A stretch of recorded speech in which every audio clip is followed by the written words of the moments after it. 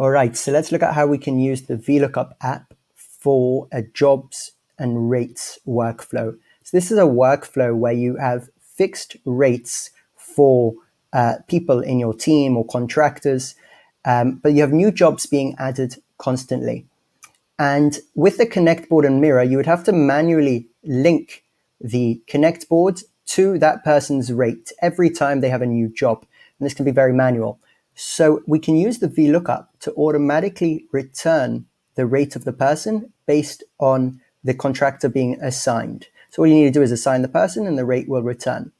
So let's look at how we've set that up. So the first thing with the VLOOKUP is you need to add the integration on both the boards and then add the view to the destination board. That's the board which is going to be changing. So this is our destination board. And I've already added the view. And let me show you how that's set up.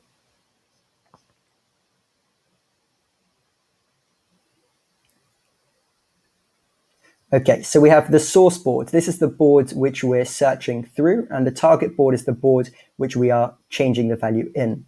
The source column is the column where we're searching for that specific value. We're searching for the contractor that is assigned in our target board. When we find that person in the source board, we are then returning the source column value in the target column value. So let's see that in action. I assign Didier. My rate is returned. I assign Itai, and Itai's rate is returned. If you make a change to the rate here, it should change in the other board as well.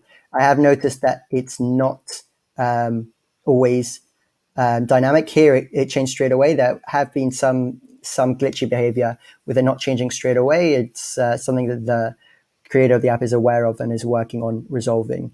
So don't be alarmed about that. And yeah, that is that.